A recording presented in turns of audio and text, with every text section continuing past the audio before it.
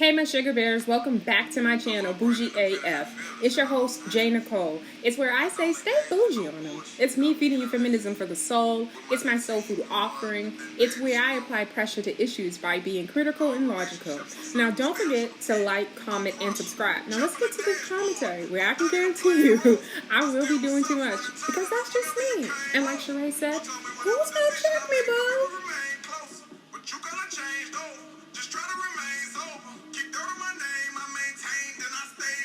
Welcome back, y'all. You're tuned into the Bougie AF channel. This is your girl, Nicole, where I say stay bougie on them. And I'm serving you feminism for the soul. You can check me on Instagram at Bougie AF. You can also check me on Twitter at I'm_bougie_AF. Where I am just, that's where I go to bury all my secrets on the World Wide Web, right there in front of everybody. Yeah. Anyway. We got a bit of an ugly business out there. Ugly business that we got to get into. And probably, knowing me, I'm going to say some shit. And it just is what it is. So we got two stories that that are very much so trending news, and everybody's talking about it. Y'all know I don't chase trending news. It has to be something that I really feel like I can give my perspective in a deep, meaningful way, in only the way that I can do it, right? And so, of course, I was like, I know I don't do a lot of Kevin Samuels content or cover what he's talking about, only because the conversation is just always so much bigger than the one person, meaning Kevin Samuels, right? There's been previous Kevin Samuels actually in the manosphere, and there's actually several other Kevin Samuels, right? I think Kevin Samuels is just the person that we know because he started trending, right? If you really know the history of it and what's been going on YouTube, Patrisse O'Neal is probably who people would probably consider on YouTube like the godfather of what Kevin Samuels is doing, right? So with that being said, it's nothing new, it's nothing groundbreaking in that type of way, and rest in peace to him too. Okay, so I'm just saying there seems to be some type of something going on with men with this weird ass rhetoric. Okay, longevity. Okay, your message matters. But with that being said, I always stayed away from Kevin Samuels. I never want to chase trends. I want it to be something that is interesting to me, something is thought-provoking, hopefully something that people can learn from. And that's why I say to people, like, I'm not an advice column. I'm not someone who's going to ever put myself out there saying that I'm not going to say ever, like, in terms of, like, I see this as part of, like, I do see this as part of my activism. I will say that. I most definitely would. But I'm not trying to have that message of like, I'm trying to save the community. And not because I don't want to save the community. And I know that can be a little bit complicated, but I think a lot of times, like when I sit back and I think about like people in their bullshit and how they layer their bullshit with knowing how people want you to speak to higher consciousness, right? And part of higher consciousness is to talk about like community, and is to talk about like giving back and stuff like that. So I think people know to layer their bullshit in that, right? With that being said, to someone like Kevin Samuels, and I'm going to always mention him, Dr. Umar Johnson or Patrisse Cullors, because these insults or this shade that I'm throwing, it knows no gender, right? And that's why I find it really funny when people try to put me in like boxes of being angry at black men. What?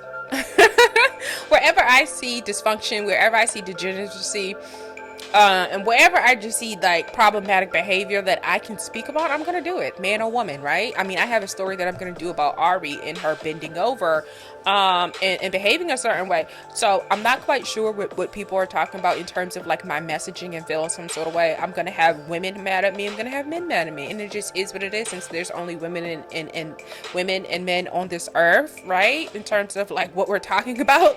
So I don't know. Like I said, these insults are bisexual. It's going to go both ways, and it just is what it is. But we're going to get to Kevin Samuels and his message and why I never tuned in. Because I never tuned in until, I've seen some clips, and this is probably the longest since Kevin Samuels became a thing that I feel like I've ever watched any of his material. I think when you're on YouTube yourself, there's some things that you pick up on, right? And one of the things that I feel like I've been very observant about is that, like, especially with people who've been on there for such a long time, that when they finally go viral, I start to see that there's like this pattern of either switching their message to be so extreme to have those viral moments. And so once I see that, then I know that it's about the money, right? Not necessarily about the message, right? I'm going to be so extreme on the counter end, right? I'm going to be sensational. I'm going to be inflammatory. I'm going to say all types of wild, crazy fuck shit to get people to tune into what I'm doing. That's a lot of people's way at achieving success on YouTube. I think we've seen it with Tasha K in terms of like how and what she did to Cardi B, which was finding a gravy train to attach herself to, and tried to tear her down with making up lies and shit because she thought she could outsmart the system in terms of freedom of speech, in terms of, everyone always saying allegedly, and in terms of being able to just, skate by saying, oh, other people are saying it, and you can't hold me accountable. And that really does work for the majority of YouTubers because, again, if you're not branding yourself as somebody who's out here trying to break stories, expose stories, and that's a different type of journalism that even those journalists who do those things, their employers are aware, are very much in the loop of it. They have lawyers they have to check in with, right? Because you have to make sure you did your due diligence in being able to expose and bring stuff that present information to the world that has not been identified or being researched or being able to be proven of whether or not it's a fact or not, right? So it's a really big deal when you do say that I do it investigating, expose type of journalism, right? It's not something that I would recommend for anybody who is just like a random YouTuber who does not have the skill set, because it's a specific skill set, and some people do have it. I will say, if I had to give out a compliment of people who do have that skill set, there's no way that you can't say that Chronicle Speaks does not do her thing, and she's most definitely diligent, and she's most definitely she dots her I's and cross her T's, right? She's not missing anything. So I find her work to be extremely, if she wants to expose, I'm pretty sure I would be comfortable with saying it's all there. Who else? Milan Paris, if she wants to expose and put things out there, I most definitely believe in her work. And it takes, if you listen, certain people, really know what they're talking about and really know how to go about putting together information. Who else? I'm pretty sure there's other people, but I'm just thinking about people that I semi-respect at what they do in terms of YouTube and achieving success. Now, when it comes to, and I'm not saying it comes to a lot of the YouTube people that I watch, I see them subscribe to the fuck shit and doing the fuck shit and making up fuck shit to be able to go viral. I most definitely see who those people are. With trying to get my channel popping, and I understand that you have to network and you have to collaborate with people. I think it's been a blessing to sit back and just peep the scene and see where you want to go and see, what type of connections you want to make, right? I see a lot of fake drama. I see a lot of people just having bad intentions and starting relationships with people who are doing better than them, right? And with establishing relationships with people that are doing better than them, they're not sincerely trying to establish like a real relationship. They're just trying to get close to them and trying to get some of that sauce, get some of that heat or whatever from them. And with that being said, I'm very cautious about, reaching out or being around people or once I see that type of behavior, because I'm like, I don't think you're genuine, right? So when you see someone like a Tasha K recording phone calls with somebody at one time that she said she was friends with, and I don't give a fuck what is being said on that on a tape or on a recording, that person felt comfortable enough talking to you, right? And that's why I literally point out a lot of times with that Tasha K situation, it was just obvious to people listening that you had intentions. You asked questions to get this person to say what they said, and nobody is comfortable with somebody in intimate settings if that other person also isn't comfortable with them. And I'll say this too about the recording and trying to get people on tape to try to indict them for whatever.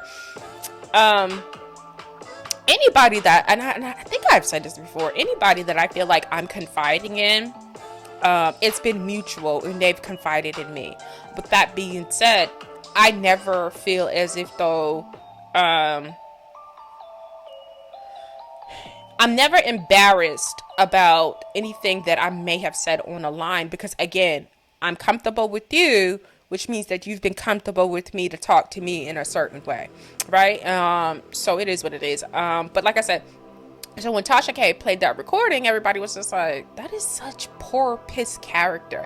Like, even if outside of recording, why didn't you, if you felt some sort of way about what was being said, either confront them honestly and tell them how you feel, or bring it out in the open, and then everybody gets to talk about what the fuck is going on. Do you get what I'm saying? So I don't respect that. I don't respect anybody who moves like that, because I don't know what to expect from you. Like, that's weird. Like, what was going on that you wanted? Like, that's weird. Like, to have intentions of recording somebody means that you've had intentions of using it in a certain way. And why is that? Because again, even when it comes to, like, if you have a friend and you don't like them, that's not a friend then. Like, right? I feel like I hate acknowledging shit that is borderline high school. Like, I feel like we're not in high school. We're not in middle school. Nobody has to play with each other. People can just decide, oh, I don't really care for this person, and move the fuck on, right? I've done that plenty of times in life. Like, there's just people, either we fall apart for whatever reason, and that don't mean we have beef, right? Either. So with that being said, I just think it's just piss poor character when you see somebody move like that. And so when it came to the Tasha K and the Tasha K and Lovely T and her recording that phone conversation, Tasha was on the come up. She didn't give a fuck about how she was going to come up and how she had to do it. But then you also you seen that pattern of behavior on on YouTube, where she would go around to smaller YouTube channels. And that's what a lot of people don't know, and harass or get into arguments with people because she didn't want to be spoken about. She wants to make the news. She wants to be a part of the news, but don't want to be spoken about by putting pressure on smaller YouTube creators. So there's a lot of that going on. And when I tell you, when it comes to YouTube people, nobody's hating, nobody's mad at her, but we also know what she's done to a lot of different people in spaces and stuff like that, and how she comes across. Now, if you want to be out here acting like a motherfucking bulldozer for what you want, then understand that you're going to get a lot of pushback, and you're going to get a lot of niggas looking at you crazy and saying a lot of shit about you, and that's just point blank. And with that being said, that leads me back to Kevin Samuels, and seeing that there was video that surfaced from like 4 years ago where he was talking completely different, looking completely different, right? That's why this, I'm not gonna say diatribe, but what I was just talking about in terms of like really going into YouTube culture, that's why for me, I never could get into his message, because it just seems like, oh, you're just doing extremism, right? Because to be rational, right, to be logical, isn't to be, sometimes it's not the most lit content, right? Because you're not looking to sensationalize or inflame or make one certain group angry, because that's what's needed to take me over the top. You're just gonna get on the mic and give it up and just really just talk, right? And so that's not something that everybody can do.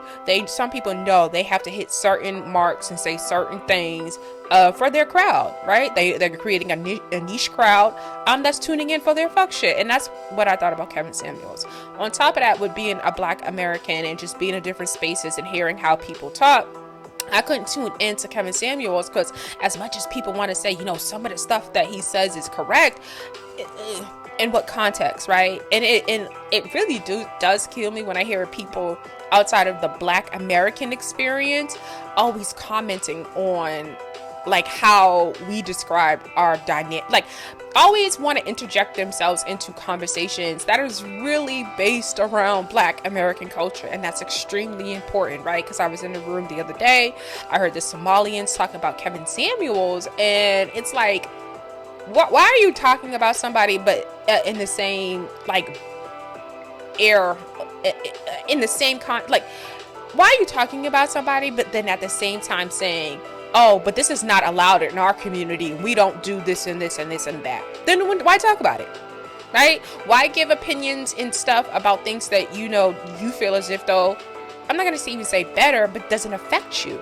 And that's when it becomes deaf ears, because it's like you don't know what you're talking about because you've never experienced it. So right, so how much can I take of what you're saying as good advice if it's just from a outside of the house, outside of the club type of perspective, like you've never been on the inside of this? And so I thought that was really interesting. I do agree in the Somalian room, which is the reason why I did not listen to Kevin Samuels, there was a girl, she did make a good point, and I think it is a good point, that there are also a lot of people in other communities and other cultures outside of Black American that are picking up some of Kevin Samuels' toxic disrespect, because they feel as if though, oh, if he's saying it, it must be true, and it must be something, especially if you're outside of Blackness, Black Americanness. I feel like sometimes I've heard Somalians, I've heard people from different cultures say things to Black American women that are very stereotypical, very hateful, and a lot of times they're talking points that have been provided from individuals like a Kevin Samuels, right? Our women are all this type of way. You know, we're ghetto, we're this and that. Oh, we don't know how to treat our men. We're aggressive and all these other things. We're overachieving. None of these things are like real issues or things that either white men complain about, or I don't even hear Spanish men complaining about this shit. This is just all Black men complaining, and it's weird, because for what Black men seem to be requesting is for their counterparts, meaning Black women, to be this docile, I guess undereducated, okay, since overeducated is a thing, manified person, and that's just not progressive. That's just not going to move our community together. Anytime you have niggas barely graduating out of 3rd and 4th grade reader level, and I think I've just seen an article that said 77, let me pull it up because you know me, let me pull it up so I can reference it. I seen an article recently, and it was I always knew that they were saying that people graduating in Chicago and Memphis are graduating at a 3rd and 4th grade reading level. This article that I have here says that 77% and they're talking about, and this is on Fox News, Baltimore. 77% tested at Baltimore High School read at an elementary level, some at a kindergarten level. And then I think there was another article that was out here, and they were talking about California, and it was similar type of, like, it was similar type of sentiments on terms of like people graduating, and I think that one was about Black men graduating and not being able to read and stuff like that. With that being said, and the reason why I said I find someone like a Kevin Samuels so hurtful and harmful, whereas a community that is already hurting, and that needs to really focus and not focus on, you know, sex ed, because that's, you know, parents, they should be doing that, and we should really be focusing on, you know, our homes and how we can better educate our children, how we can share information about getting our children better education, right? And that takes being honest with, you know, when we are amongst each other and having conversation, so a parent can know, stop the bullshit, right? Your kid not being able to read, that is not the government, and I'm sorry, some of y'all gonna be really, really mad. That's not the U.S. government's fault, right? And I had a conversation. Oh, I didn't know it was gonna go here, but it can go here. Because I really don't have much to say about Kevin Samuels. I'm gonna play you guys the clip of Kevin Samuels, because like I said, I did not tune in to Kevin. It was not my thing, and it wasn't my thing because of what I'm explaining to you guys, right? So I hate getting around us and we're having conversations and we're talking about where we're inadequate at and where we're not showing up at and all this other stuff, and then we want to pass the buck along to being an issue with the government, or, you know, they just need to do more for us. And I'm quite sure, and that does not mean that I don't blame the white man, right? I'm going to talk about it in that way. I don't blame the white man for what he did, but I also know what the white man ain't doing, and I know what you can't blame him for. And I do think we're at this impasse within society where it feels like the tone of, I know a lot of Black people feel like they're being replaced with the immigrant class. You have a class of people who are coming over here making it happen, right? Even though they have advantages that Black people don't have. So they're making it happening. And then you have another group that just wants to put everything on the government. I can't rock with it, never will rock with it, and I'm not apologizing for that. And so no, I'm not going to be in spaces and rooms with people and just, you know, jump on that white man train with them, especially when it comes to something as reading, right? Because what you're telling me is that you want to take all responsibility from a parent to parent, right? You want to conveniently say, oh, I don't want the government telling me what to do, right? But on the flip side, you want the government, and you're okay with the government telling women what to do with their bodies. But the minute that we start talking about children and, what a parent should do more of, it's like, oh no, you don't understand what people are dealing with, and blah, blah, blah, blah. So, what is neglect? And when should the government step in and help, or, teach your children to read? Do you want them to step in at 2 years old and start being an influence in your home? I'm not quite sure what to say to that, right? Again, I know we're talking about Kevin Samuels, and what does this have to do with Kevin Samuels? And I'm going to tell you, right? So we have a group of degeneracy in terms of men with weird ass talking points like a Kevin Samuels, and even coming out here talking about black women being overeducated when black men can barely read. That's the point of everything that I just said, right? And how weak, it's so fucking weak as a black person to know that our counterparts in my community feel as if though the goal, or what we should do, is to try to tear down black women and make them think they need to do more, make them think that they're overachieving in positive ways in terms of education, right? Because it's not like, educated women don't teach their kids, right? Because if I blame everything that is happening in the black community on black women, right? But then the minute that you start blaming black mothers who show up, who aren't showing up and teaching their children how to read and all this other stuff, I can't blame black women then. I gotta then now still blame the government for that. I can't wrap my brain around it. I really can't. I cannot wrap my brain around why anybody thinks it's acceptable. And I've thought about it to say, in terms of like teaching your children, that we should push that towards and solely be on teachers, right? And then we wonder why we're not getting the best teachers in terms of teaching. Because you guys, we're expecting way too much. If you can't teach your own child, what the fuck is a teacher going to do with them? And I'm consistently have been saying that. I don't even understand. Like, you ain't taught little Ray's ass how to sit down and pay attention and be still. Be still. You haven't taught him that. But you want this fucking teacher to be a magician and teach him like something you can't do? Oh, get the fuck out of here. But then you also never want to show him a book and read to him. And so him or her, because like I said, bisexual with this shit, him or her, and the first time they say a book is when they go to school at 5th grade, at kindergarten. Y'all get the fuck out of here.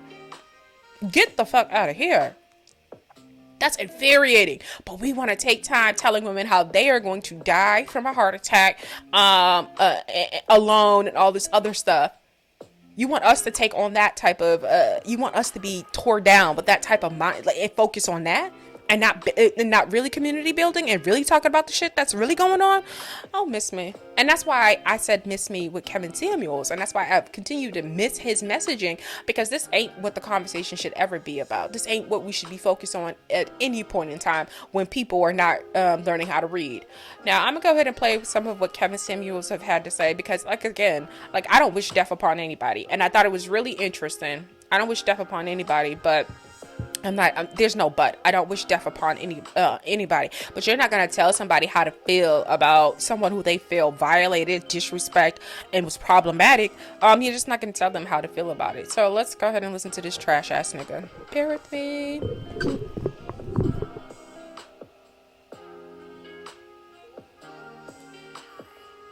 Oh, this is not the video one. Bear with me. All right, let me get back to it. Let me find it. I thought this was the video, because this is actually the video I want to show you guys, but this is kind of them announcing it.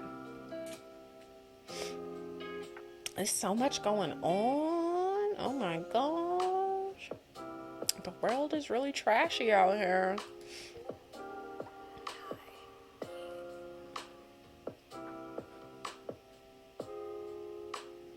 Don't forget to check out the Instagram.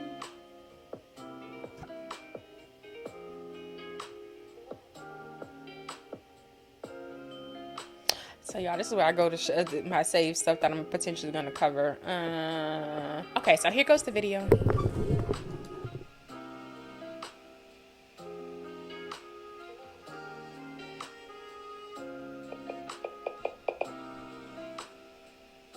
United States of America, that officially makes you a leftover woman. Danger zone. 27. Shout out to Instagram.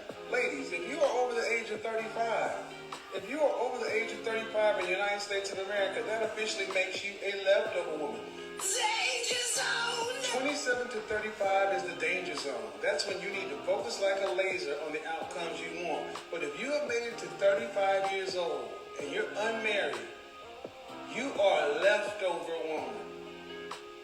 A leftover woman. You are what is left. Men know that there's something likely wrong with you. Whether you want to hear it or not, I'm going to just go there with you. I'm telling you the truth that you don't want to hear. Men know that there is something likely wrong with you.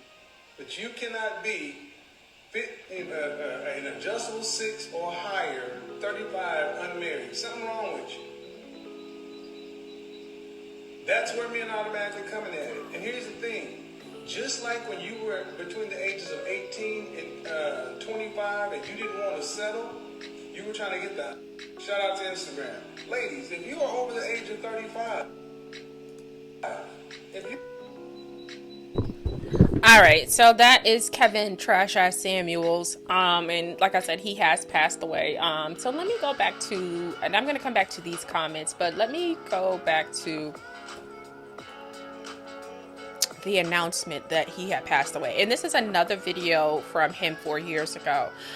So you heard what he said. Now, I find it really hard to listen to a nigga that potentially looks like a crackhead to me talk shit to me about situations and talking about women being garbage at or leftovers at 35 years old. Now, the real story is about this man and so-called leader is that he was 57 years old. He was living in an apartment, and I'm not saying it because this is shade. I'm telling you what it is, right? So he's out here having black men going around thinking that they're high valued men. And he's the type of nigga that was confused in real life and confused online, right? Because he's not even a high value man his damn self, right?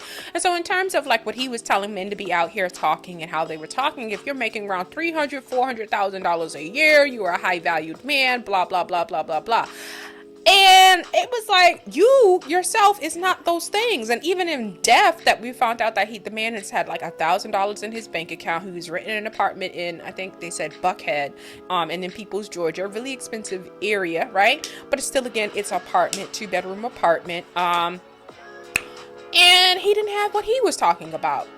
There's a GoFundMe for him, right? He has a GoFundMe like your neighborhood hustler, right? He has a GoFundMe, right? So this is the trash ass shit that is being elevated and given and being rewarded in sort of way in terms of fame, right? In terms of notoriety. He was being praised and he was rewarded it. So, you know, as you look at him there, this is him 4 years ago.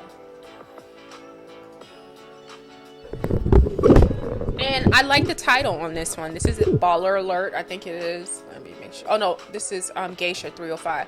So before Kevin Samuels decided to lie on women and lie to women to make his men viewers feel good for more likes, views, and proceeds, this is what he was really saying. Like, this is what he was really saying. So let's start this over. Want to hear that truth. We just don't. You know, a lot of times guys don't want to hear that truth. We just don't. You know, if I come on here talking about, you know, female nature, such and so forth, bashing women, or talking noise, oh man, the likes and everything will go through the roof.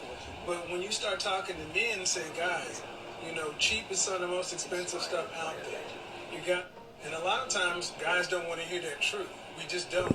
You know, if I come on here talking about, you know, female nature, such and so forth, and if I would start bashing women or talking noise, oh man, the likes and everything will go through the roof. But when you start talking to men and saying, guys, you know, cheap is some of the most expensive stuff out there. So as you can see, we got a whole different type of Kevin Samuels in front of us. He ain't put on a suit yet.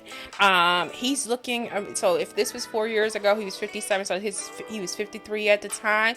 I hope you guys noticed in 4 years he done grayed out. I also see like his teeth has changed a little bit within the last 4 years. He don't look like the same damn person. How did this man age like this, right? Because when you're Black American, you know we don't really age all like that. But you add a little crack, add a little other hard drugs, add a little add a little alcohol. That should put age on you, right? Allegedly. I mean, do I have to say allegedly? I mean, he is passed away, but allegedly for all of this shit, I got Tasha K's spirit. Just I just can't. Allegedly, right? I'm thinking that this is a full-blown fucking crackhead that y'all done ever elevated into some type of damn leader. He just knew how to come across as authentic and sell you something. He was a salesman. He worked in a department store, right? He's an educated, college graduated. I don't know if he graduated, but he was college educated, right? Because he's in a fraternity, right? So all of that, he knew how to speak. He knew how to sell you something. Right? So I don't know why people were so enamored or really thought that he was really that nigga. Yeah, it's just crazy. But yeah, that's what I was, and this is an example of what I'm trying to say. He figured out, if I want to go viral, I need to become extremist in my message, and that's exactly what he did, right? So I'm trying to figure out, well, what was he spending the money on? Because I'm just putting two and twos together, right? So you making all this money on YouTube, right? Because they do make money. You going viral, so you getting paid and all this other stuff. Where this money at? You look like you were sitting in some type of luxury vehicle. I'm just confused. So you spending all the money on the suits and what else, Kevin? Because like I said, it's coming across real crackheadish to me. I mean, I may be a square, but I know a crackhead when I hear one.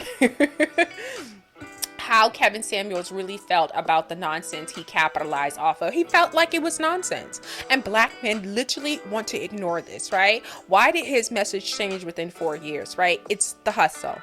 Just point blank. It's the hustle.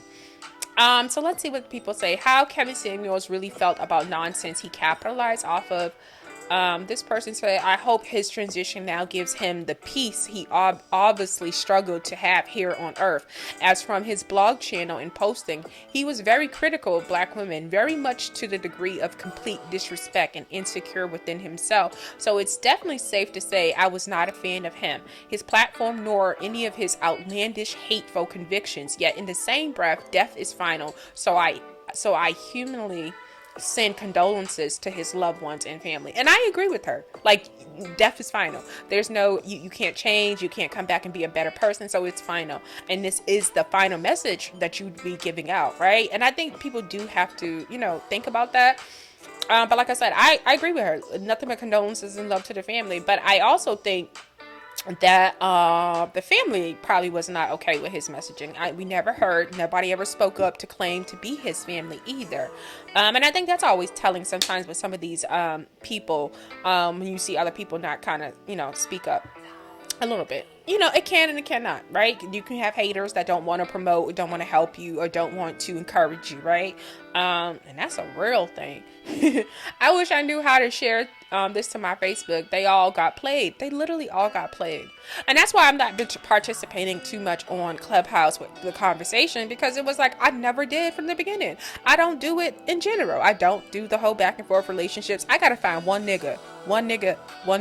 And so sitting in rooms and focus on relationships and all the other stuff, that's not my thing. Because it's like I'm not on here to convince niggas that aren't interested in me in a romantic type of way of anything on my outlook on terms of relationships, right? That's gonna be me. When it comes to like how a man thinks about a relationship, and whether or not he's if I like it, like that's gonna be between me and somebody I'm dating, just not rando ass niggas on Clubhouse, right? So I don't think you can respect everybody's opinion, and it's so funny because as Black men, and this is what I keep on continue to see in terms of media spaces, and I'm gonna call a thing in terms of media spaces, in terms of people having conversations where you talk about Charlatan the God, and you talk about I just seen Lord Jamar go in on Ebro and Rosenberg. when you talk about people just being mediocre in certain positions, and I'm gonna say Fat Joe too, but since he wants to be out here interviewing and people want to get into these spaces, oh yeah, we're gonna do that. We're gonna go there because we see the play, see the moves, right? Anyway. So with that being said, we have mediocre people in spaces that are very important, right? And one of the examples that stay on my mind is that the lack of preparedness that Charlamagne exhibited when Bill Maher visited the Breakfast Club, and they had the conversation about reparations, right? Bill Maher is only going to own you, and I'm a Bill Maher student. Believe that, okay? His DNA is all over me in terms of like how I approach a situation when I know what the fuck I'm talking about. I'm gonna come with swag with that. So with that being said, if you are really in the game and you're really paying attention and you're really conscious and you're trying to do that intellectual type of talk and conversation, you prepare and know what the fuck you're talking about, so you don't get owned, or Bill Maher does not come off as dogmatic to you when he dog walks your ass. That just is what it is. Prepare, right? So you want to be in these spaces and you want to have these conversations, right? But you also, in terms of media, you want to silence actual Black American women's voices. And when you silence us, and it seems as though a lot of what I see going on, a lot of people are being empowered or pushed into spaces that don't have the tools or the ability to do that. And for me, it's clear as day. So let's go back to messaging, and men like Kevin Samuels kind of getting a nod of okay from Black men to have a voice in the community, even as degenerative as it is, even as just hateful and disrespectful it is. He was allowed to have this platform, and I say allowed because nobody can really kind of give it to you. People referenced it. There's just no getting around it. People referenced it. People, they would use him as a source. There was a gentleman on the Clubhouse before we found out about him and his alleged, liking little girls. Every day he would get on Clubhouse, and the thesis of the rooms would be based around what Kevin Samuels would say. And then he would rev that shit up and make it even more trashier and bring on, what's her name? Razada Ali, that girl out of them people's NOI. And be quoting her and playing people shit from her. Like, so don't tell me that this shit don't have an influence on men in the wrong type of way, right? Who don't have the ability to have deeper conversations, right? You have niggas like this really feeling like this is a message, and they want to be, there's people out here who want to be the next Kevin Samuels, right? And so when I look at media spaces and when I look at certain men being propelled forward with type of dangerous rhetoric, even if you talk about Fresh and Fit, right? You had celebrities, going and interviewing with them, right? Giving them a voice. Even academics, right? We all know how academics got to fame. And that shit is dying out, right? Because he has no content, right? Because the thing is about not having no content and not being able to be an actual talent that can get on the mic and do your thing, right? You need to create situations like we see in terms of the WAC 100, in terms of like all this weird gang drama, right? Because he can't go back to talking about Chirac. He can't go back to talking about drill music in a way that seems as though he is promoting it, right? So what exactly is going to be his content going forward? It's going to be some awkwardly chubby gerbil hamster looking ass nigga sitting playing games and telling you his opinions or things. Nigga, don't come for Black Americans. I've been meaning to do a video on academics. Don't come for Black Americans at fucking all. You know nothing about what you speak about, my nigga. You're probably over there getting extorted. All right, let's finish reading these comments, y'all. I am enjoying this. I'm going to give y'all 45 minutes of this. I thought I was going to do 2 stories in this one. It's just going to be Kevin Samuels, I guess. So we're going to read a couple more comments. Whoa, and they fell for it, but constantly say Black women don't support Black men. Oh, I want to get back to this point about what I'm seeing in terms of media. So, in terms of somebody, like, if you really look at the misogyny that's in black media, it's really weird. Someone like a Wendy Williams will be labeled a certain way. She'll be talked about a certain way, negative, or what does she give to the culture? That's not helping nobody, talking about somebody's business. But you'll see none of that being said when it comes to someone like a Kevin Samuels. Oh, we're going to talk about it, right? We're going to wake this shit all the way the fuck up, right? And that's why I go up my way to support people like a Wendy Williams, like a Tamar Braxton, like women who aren't just like ornaments, who really do have thoughts in it, strong black women who really do have strong opinions and don't mind inserting them, right? They're not trying to do that cutesy, everyone loves me thing and disappear in the room when there's hard conversations going on, right? And that's why it comes across when you talk about, we're gonna go back there, when you talk about the Breakfast Club, or when you talk about what's the other one, Hot 97, and them falling off the way they did, you took black women, you silenced black women, period. You silenced black women. You gave us mediocrity. You dumbed it down in terms of conversation, right? Laura Stiles and Angela Yee are dumbed down conversations. There's just no way of getting around it. And I hate talking about women who do the same thing I aspire to. But only thing fucking Angela Yee want to talk about is her fucking clip. That's it. Her podcast, that shit, like, she's a different person and it's interesting, it's fun. But if you're gonna have conversations where where black Americans are going to be affected by the conversation, in terms of you sitting down with Joe Biden and he telling you voting for him is the black thing to do, or or what Angela Yee allowed to happen to Michelle, and not having a strong voice and really kind of promoting that and being okay, right? Or sitting there letting what happened to little mama happen, right? And not standing up. Like, you silenced black women in media. And there's no getting around that. By trying to create this space in media where we need to be these gentle giants, and we have to have all this type of femininity to be included in conversations, because you don't want to intimidate a man, but you'll let something as negative as this stand. This man here, Kevin Samuels. So I've always took this view and said, fuck y'all. Like, literally, that's how I look at it. Fuck y'all. Don't tell me how to talk. Don't tell me how to spit this shit. That's literally how I feel about that. Let's continue to keep going. Whoa. So he knew exactly what he was doing. He went after the clout, basically, period. Same way we could say the same thing about Whack 100 and everything. They're going after the clout, and he's so disgusting that he's willing to make Nipsey Hussle look like shit to do it.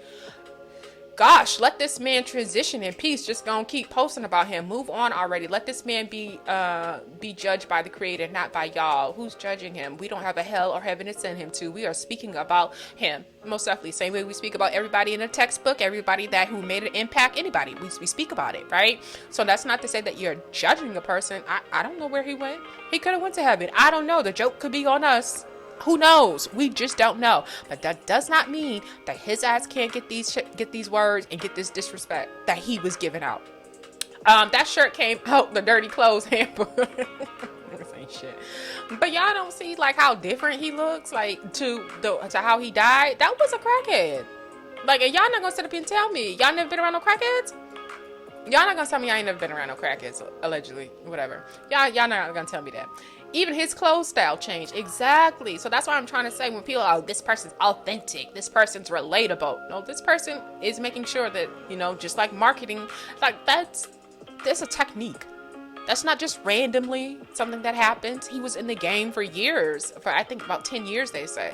He was around for a very long time. Let me see. Let this man rest in peace. Y'all out of code as black queens for continuing to bash a dead brother. This says a lot about your character. See, there you go. Like, that's that fucking mind trick where black men try to tell you that there's a certain standard of like how you should behave, right? I think there's in terms of like who Kevin Samuels is, if Harvey Weinstein dropped dead tomorrow, and this is not me wishing something, white women are going to be online. Hey, yes, lost one, and don't feel no fucks about it. Don't hold us to this type of standard, a standard of civility and grace, and don't offer me civility and grace while you have the opportunity yourself, right? There are so many other people to focus on that can defend themselves, and yet you continue to go after a dead man. They went after him when he was alive. Again, he told other people that they were going to die alone, fat, all of this stuff, right? He told black women that lower your expectation. Come to find out, he died of a heart attack, right? He died buying some pussy. He fell on top of the woman, and he died broke, while still talking shit and trying to tear down women who were educated, women who actually had six figures. I remember the first time I heard about him when he went viral was a woman who was also, I don't think she said she was six figure, but I think she was like really high up there, that, you know, a six figure man would most definitely be something she would be looking for, because it would be stepping up for her from where she's at. Like, a really, like, it would be, and I'm not gonna say stepping up for her, I'm not gonna say that, but it would be in the range of where she was at. And he was telling her that she was too unattractive to have such high expectations, right? So when I hear black people, and especially my people, talking about, oh, what good does that message do, and who does that help? Fuck you. It helps who it helps, right? Because if you found that this was okay, yeah. Shaming and telling people what they can talk about and what they can do in the betterment of society, if there's no consistency amongst the people, which I mean that consistency meaning that we all are behaving the same way, then you can't shame somebody. Like, shame only works if everyone is being like, if it's a thing across the board. It doesn't work that this person can be shamed, this person is okay, they can go ahead and do that. Like, it don't work like there's no picking and choosing. If society is saying something is deplorable, something is unacceptable, then it's an agreed thing, and it's across the board thing. Once you start picking and choosing, that shame is whatever. He was for FOS. I don't know what that means. Kind of like what you do and trying to make a profit. Kind of like what you do and try to make a profit. Now, come on. I didn't read this before, but he basically is saying the same thing. Like, nobody who is out here on a mic, nobody who's out here putting their opinions out there and saying what the fuck they want to say can judge the next person. Like, it just is what it is. Like, go be shamed by yourself. Like, because there's shit that I find that a lot of people say that I'm just like, okay, so who the hell why do you think you should be able to say it? Like, even when it came to this story, I was on Clubhouse, and there was this lady who came on the stage and was telling people how they need to be careful. Not the person who made the room with his name reporting his death, but she felt the need to tell other people how they need to take their time and be careful in reporting this, and we don't know, and it's, you know, his family doesn't know yet. So I'm a chatter, you know, I'm the feds in the chat, so I'm like, so is this not a form of reporting? Like, get up there and say that shit to who the person you need to say it to. Don't pick and choose. Don't gatekeep. Don't act like only certain people can talk about certain things because you like the way they sound or how they deliver their message. That's not how that shit goes. Rest in peace. You hating on this man so heavy. Either way, he spoke facts, hard truths. Rest the dead. Geisha 305, you are having a good time with him. Laugh out loud. I didn't like the way he spoke to our sisters. Most definitely. Well, he had stated in his interview with Tasha K that when he first started out talking about men, black men. He home, you tripping. What year was this? This isn't recent. The majority of his content was bashing women. Like, it literally said this is before. Like, I don't know. People are just weird. Oh, okay, so he changed his rhetoric for clicks and views. Ain't that something? Exactly. Like, the nigga was trash. Like, it just is what it is. Like, we gotta go around upholding trash-ass niggas and their rhetoric, and they're doing more harm than good. Like, that's just weird. And don't put that burden on black women. And that's why black women felt the way they felt when it came to that African who got killed by his white girlfriend, Toby. And it wasn't that, you know, it wasn't out of hate. It wasn't out of anything, but it was out of like that. Like, you can't expect that from us. Like, we're not mules. We're not mules, right? To expect that you're gonna get our sympathy and get our get our activism, right, without giving anything, those days are over, right? And as a black woman, I'm literally telling you, those days are over. Like, if it's not something that is beneficial to the overall community, we're just not going to sit back and make it seem as though black men are experiencing capitalism at an alarming rate, or white supremacy at a more alarming rate than black women, when we all are experiencing it in all different types of ways. If it from schooling, for the education we receive in school, if it's from like how work and all the other stuff, like we are all receiving the pressure of society, right? So it does get tiresome that sometimes black men will just make it seem as if though they are the only ones, and that it's so hard on, and black women just have to be more understanding, compassionate. Like, you just no. How about just no? All right, so I'm going to read this because I want to read exactly what they said happened. I'm going to get out of here. I think I've said enough of like what I really wanted to get across on this one.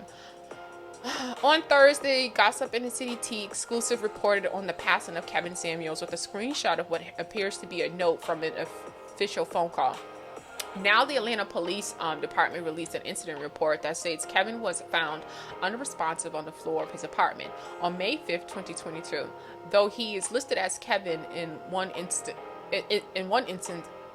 in the report, the APD has confirmed the identity of the man transported to Piedmont Hospital by Grady bus was Kevin Samuels.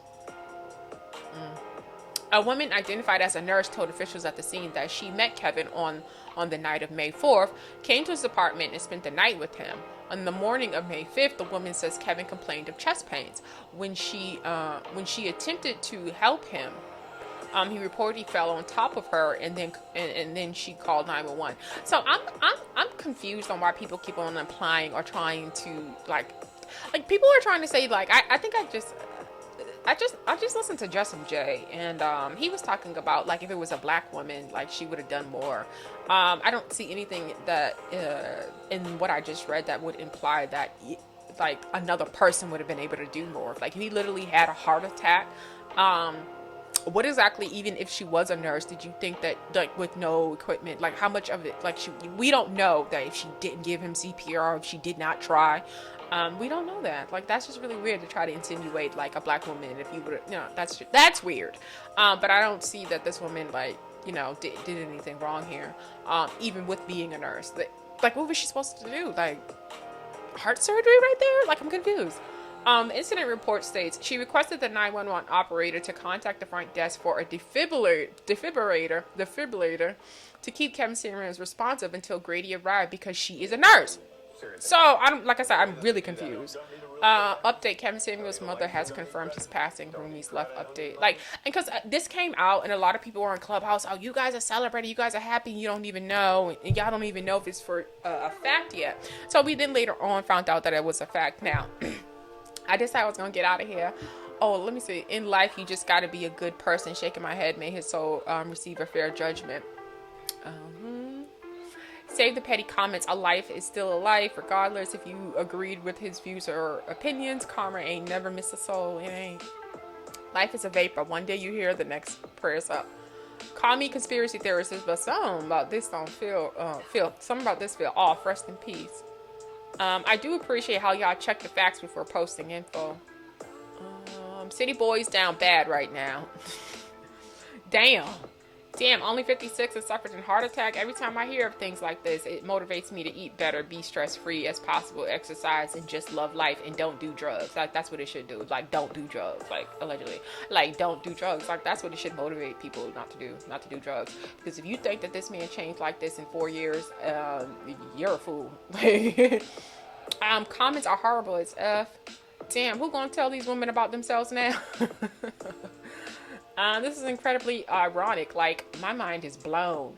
Never agreed with half the stuff he says, but I wish death on no one. Rest in peace. I agree. Alright, so this was a really big deal, especially on Twitter. I like the comments that we were able to see on Twitter, so I'm going to. But people were not okay with it, and people were not being polite about it. Stop expecting women to show up and be like your moms. That's the the crazy part. Like, society really will try to groom you to be this, like I know the word I want to say, I just can't say it, like this angelic, angel-like, that's it, like angel-like type of person, and like no matter if it goes against her and the betterment for her, like going against herself, like it's just really weird how people have these expectations, expect women to show up. Like, it's just really weird. Okay, so let's look, because like I said, they were not nice. And I even said something. I seen Joe Budden talk about how like certain people are sick in the head, and like people are sick, and if you're wishing or you're happy about this man's death, and it's just like really weird to see certain people or celebrities try to say that women are wrong for celebrating or even not caring. When I have sat on Clubhouse, I've been on Twitter, I've been in spaces, like I've been all over the internet.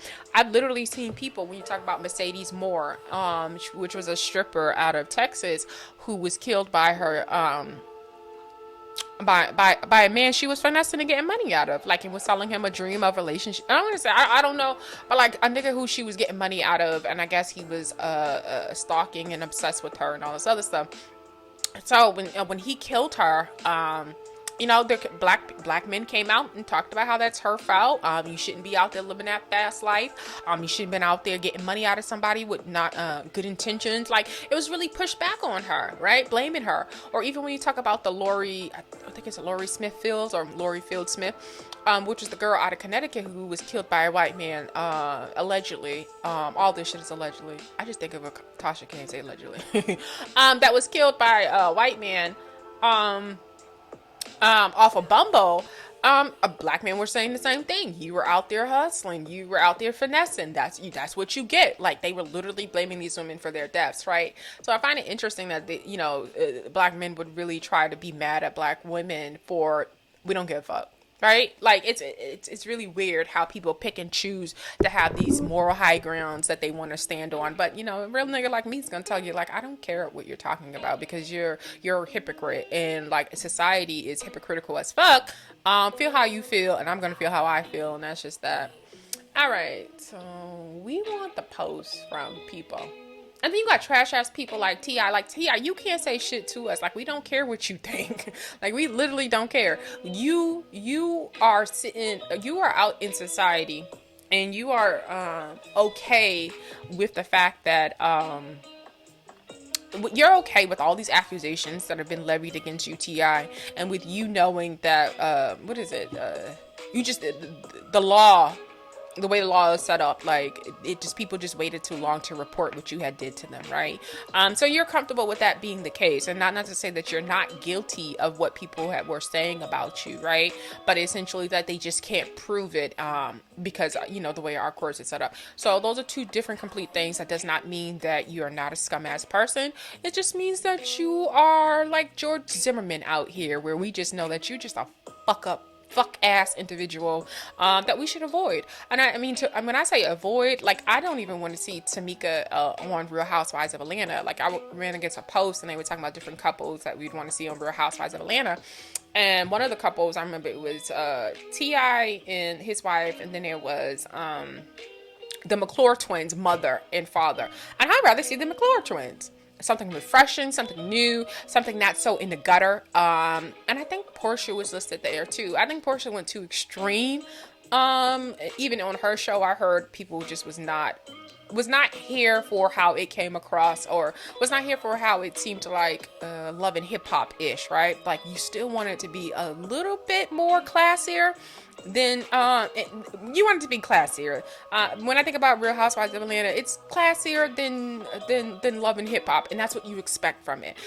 So I'm not. I mean, if she comes back, she come back, but I'm not here for that low hanging fruit of a storyline, to be completely honest. Like, just trash ass shit. Like, I'm just not here for trash ass shit being the storyline, like, to that extreme.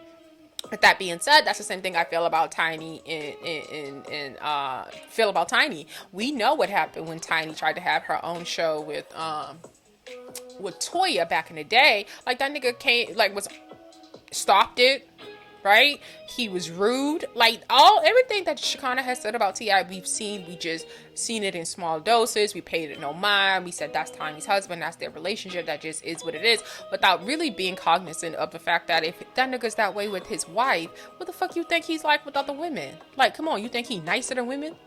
He's disrespectful to his wife, feels like family life and being a husband is keeping him for his best life at one point in time. And y'all thought he was out on these streets being a kind person to women?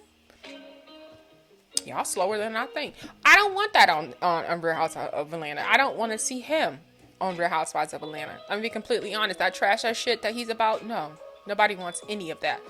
These the only niggas I know that be having money but still end up raising ghetto ass kids. Like, come on, let's call it what it is. Your son seemed like he was gonna pull out on the nigga. Like, why is your son even around niggas? How about that? Why is your kids around niggas? Right? And so a lot of times, and the reason why I'm saying it the way I'm saying it, because when you have money and you have access to different things, you should be moving better and you should be bringing up your kids in a way that they don't experience anything that you experienced growing up, in terms of like having to bring a gun to a school let out or having it may potentially have to reach. If your kids are in any environments after you reach this level of success that they feel like they just have to reach for something because niggas is playing with them, oh, you failed. Period. You trash as fuck. You got money, but you still trash minded. And that's all it's been saying to us for years. You know, y'all did the whole Huxtable, did that the family hustle. Yeah. And then meanwhile, we learning the true Hollywood story behind the fact that y'all trash as fuck, in terms of like however y'all out in these streets moving in the clubs with these women. And then you got your kids out here who are still engaging in fuck shit. That's really weird. And then you got baby girl out here really super depressed. And we just sitting back here like, what the fuck was going on? What the hell? Family hustle. The real family hustle, true Hollywood story. Fuck out of here. Let's see what else. I'm here for the people. I'm not here for the blog. I'm here for the people. I want what the people have to say. Happy Mother's Day. The mother of Kevin Samuels, her son passed 3 days before Mother's Day, and she had to find out through social media. Keep her in your thoughts and prayers. That was very nice. His mama does not deserve. I mean, it is ugly out here. Now, I'm not gonna lie and say that it ain't ugly, because I think I forgot who I was watching. Divested, Zealot Divested, Divested DZ. Oh, Divested Zealot. I was watching her the other day. I promise you, she was judging his mama, talking about how she looked and all that stuff, because that's literally what he was doing. Like, he literally felt like it was okay to judge people, like judge women. Oh, crackhead ass, spend all his money on these suits. Allegedly. Nice looking woman. I'm not gonna dog her out because her son was trash as fuck. And the older I get, like, people really can't control how their kids turn out. If she's not engaging in it and didn't know nothing about, I'm pretty sure this woman wasn't logging on into them people's internet seeing what her son was doing and saying and really had any real knowledge of it. This is the trash ass nigga. Like, in real life, we're talking about, I think, 3 ex-wives, deadbeat, you know what I mean? Old child support. So this is the trash ass nigga that stays away from the people who really know who they are. Like, real talk. There are people who know they're fucked up so much and they've been such a fucked up person and such a deadbeat ass individual. They'll stay away from the people who really know them the best. Like, and it just is what it is. So they can create a whole new life where people don't know. And for him, it was on the internet. But in real life, niggas knew he wasn't shit and he probably wasn't coming around. I bet you if you start asking his family when's the last time he seen him, and he probably weren't coming to Thanksgivings. He wasn't, you know, he was trying to be fake bougie and staying away from his family. I got a new life over here where I'm talking about high valued shit, and we probably still as poor as poor. He couldn't get around his fucking family, and if he really had money and was going around niggas and not sharing love with his family, like, and that would be the type of nigga he would be, getting money and not sharing. Yes, that's most definitely seems that he's most definitely comes across as that. Comparing bell hooks taken out of context to Kevin Samuels, a blogger, child, is so unhinged. Oh my God.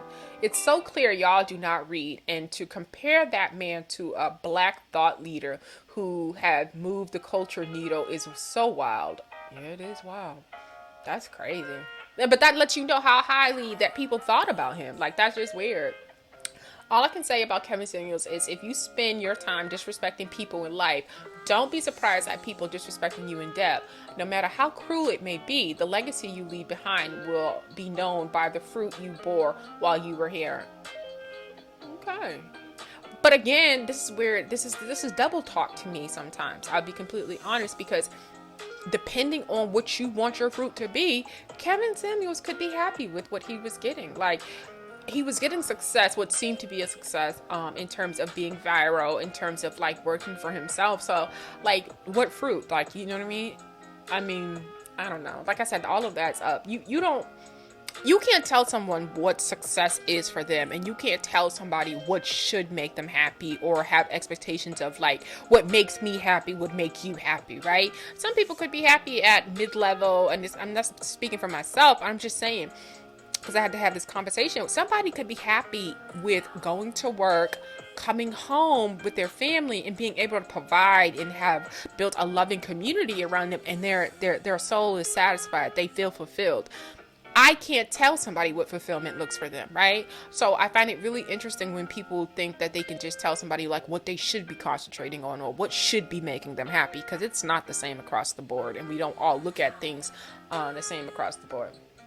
How can we yell that our lives matter when we rejoice at death of our own? We're teaching the world how to treat us, and the world is taking note. There's nothing about like us, like Kevin Samuels is not like we've just seen with Fresh and Fit when they went to interview on another, I think, YouTube or podcast show that was based in Australia, and based on their rhetoric, Fresh and Fit's rhetoric, when they went on that other show, those hosts obliterated them, told them they're crazy, told them you can't just go around and swinging that thing. I bring that example up to say, majority of time, people outside of our culture look at Kevin Samuels and think that this sounds retarded. Thinks that this sounds gross. They don't agree with this message. So for you to sit up here and try to again push it back to black women and say, hey, you guys need to watch how you're responding to how you're being treated, because you're somehow in some weird way showing the rest of the world. Like what is that? Like, what is that? I guess we can watch her. This is the point. Like this is a big thing that we have to like kind of understand as people. We shouldn't behave and base our behavior on the way that white people views us, because that's out. That's out. Okay. It's incredibly detrimental for us to base how we move on what white people think, right? But at the same time, go ahead and be talking circles. As a people, especially the women, are collectively rejoicing at the death of a black man, it kind of shows the whole rest of the world what's an acceptable way to treat our men. You understand me? No. This is the reason why our legends can pass away and white people and news outlets go and slander them immediately, because they know that our men are not going to have the protection of their own people to protect their legacy even after they passed away. Case in point, Kobe Bryant passed away. It was terrible, right? Terrible, shocked the world. Before the day is even over, before the news has really gotten out, we already have white women bringing up allegations against him, bringing up stuff that happened in the past that shouldn't even be talked about at this time, at a very sensitive time. We have people bringing this stuff up, and they're able to comfortably bring that kind of stuff up. They're able to talk about these things and kill our men even after they're dead, because we show them how we should be treated as a people. Yeah, I hate people who talk in circles and are manipulative. Now, I'm not gonna say that she knowingly know that she's manipulating or that she's confused. Like, she's just confused to me. Only because like you can't say like don't care what white people think and then follow it up with like you're showing the rest of the world, right? In terms of like in terms of like you should care on what you're showing the rest of the world. It's basically saying the same thing. So that washes that the fuck out. That was really weird. But then to say when it use Kobe Bryant as the example that you're going to use to support what you're saying, that's really weird too, since it was Gayle King who actually did that interview, which was another black woman who was actually talking about those previous rape charges that were against Kobe Bryant. And, you know, he did not, he was no guilty, no anything. At the end of the day, people are going to talk about what you did when you were alive. But I think Kobe Bryant's legacy is most definitely intact. So that's really weird. So she does not have an example for what she's trying to say in terms of black men's legacy being erroneously or falsely attacked, because there's nobody who has been falsely accused of something, or we haven't felt like they deserve what they got, right? So if, and this is a knock on wood because I don't wish death on anyone, if R. Kelly passed away tomorrow and white media decided to just talk about surviving R. Kelly and the impact of that and what ultimately he was doing, I'm fucking okay about that. I don't give a fuck if you never play I Believe I Can Fly Again, right? The reality says that this nigga is disgusting and he was really a shiesty. He really wasn't living a life that should be talked about in the ways of like how he showed up for his children, how he showed up in terms of being a husband, or how he showed up for being a mentor, or how he showed up for his fans in terms of not preying on his fans, right? So it's just sort of like, no, I don't have an example where I feel like someone died and they were unjustly demonized. Like even when you talk about Michael Jackson, I think ultimately, even with, you know, what Oprah and tried to do in terms of whatever documentary was going to come out about him, I think ultimately we all end up coming to the conclusion that he was alive long enough where everybody and how they felt about like how he behaved was told. It was addressed, right? So there was no like lack of unaddressing him. And if they brought it up after his death, it was okay, because I think Michael made some decisions, let things happen and narratives be out there longer than it should have been. And when you talk about grooming culture and all this other stuff, like that's a really big deal. Like we're not gonna go there right now. But with that being said, he was addressed. So if it had to come up when he died, understandably. But that does not take away from his legacy. He still is the greatest of all. But it is what it is when you have to bring other things up. I wish if I've had a similarity think about like what I'm thinking about, it's like recently what's happening with Ray J, where he's saying, no, I let this lie live and I was a part of it and I should have stopped it long time ago, and this has negatively affected me. I think a lot of times when people think about Michael Jackson, you know, he settled cases that would later be used against him as supporting evidence. With that being said, though, like I believe with R. Kelly, if you got caught up with Aaliyah, you should have never been around young children again. Like, period.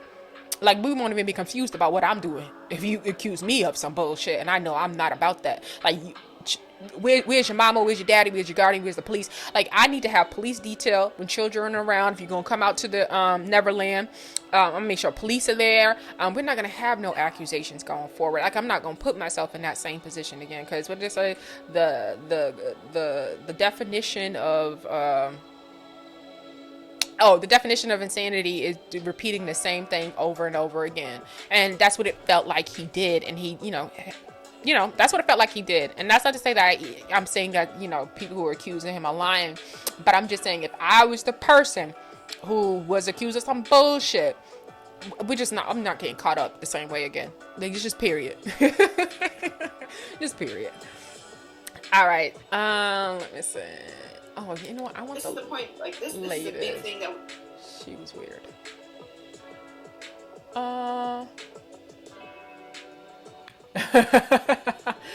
Kevin Samuels was charging $1,100 to teach niggas how to dress. I'm flabbergasted. Wow.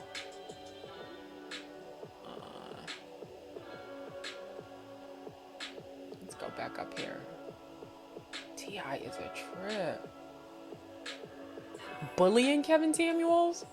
Yeah, we gotta stop with that bullying word. Like, I get so frustrated because I am someone who people refer to as a bully, and I don't understand it. Like, I don't understand it at all. Like, am I tagging somebody? Am I under somebody's shit? Like, help me know. Am I hitting somebody up? Like how? Like we are taking like thoughts and opinions and labeling it as bullying, and that's just not it. Like, that's just not it.